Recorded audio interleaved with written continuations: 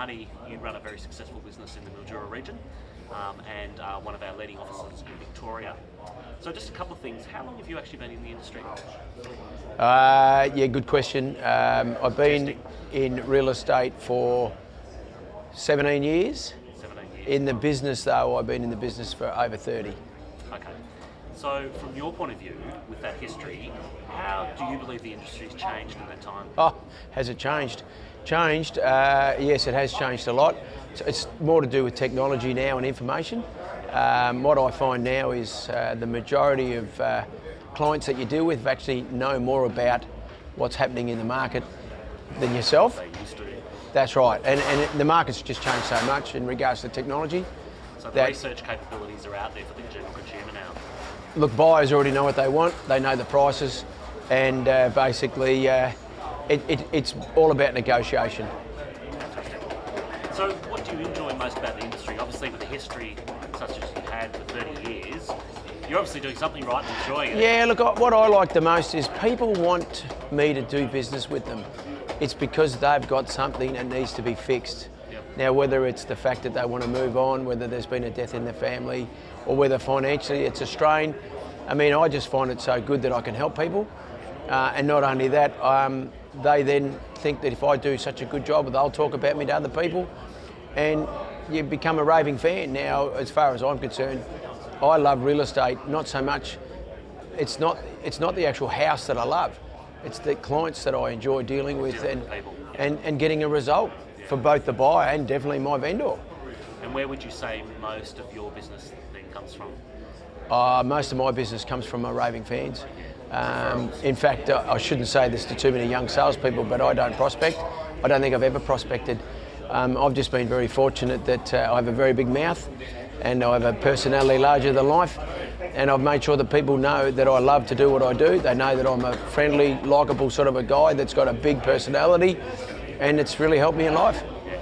But you also run quite a large business too, so you have sales staff around you. I certainly do, and again, they've got to have a very strong attitude, a lot of energy, and that's what we're about. Okay, so on that basis then, what do you regard as the formula for a successful listing appointment? A formula for a successful listing appointment is know your background, do your research. Because I'm telling you, whoever's watching this video, the vendor already have done theirs. No matter how many times they say, no, I don't know what my home's worth. They know. They know. And be prepared to ask the question. I mean, I go into most of my listing presentations asking them what their expectations are. Do they have a value in mind? Because my job really at the end of the day is to just bring buyers, meet buyers and sellers, and negotiate successfully. That's what it is. It's not rocket science. Yeah, absolutely. So, from your point of view then, if there's a lot of referrals, do you actually utilise a database system within your office? Oh, very much so.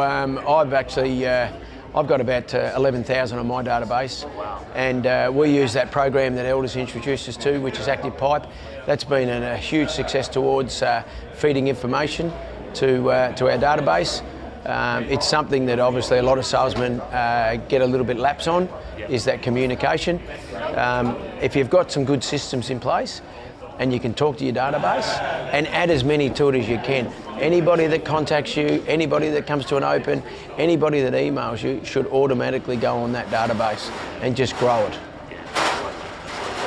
And the customer relationship management side of the database, it's imperative to make sure we're moving forward and maintaining that contact. Oh, very much so. When you talk about a new person coming in the industry, what would be the first thing you would tell them they have to do? Build contacts. They've got to build a database. And without it, they don't have people to talk to, hence they're sitting in the office. It's all about prospecting. In fact, it's more than that. It's more about people knowing that you love to sell real estate. And the only way you're going to do that is you need to get outdoors, get out and about and talk to people. And build contacts. And have people talk about you. Yeah, and you get that reputation. And absolutely. At the end of the day, referral business is the easiest type of business. It's the best business. Yeah, that's fantastic. So where do you see the industry basing itself in 10 years' time? Look, I think that real estate is still a very exciting thing to be in. It will always be needed. I disregard what most people say about real estate agents. We are negotiators. People can't do what we do. Where do I see it? Technology. Technology is where we're heading.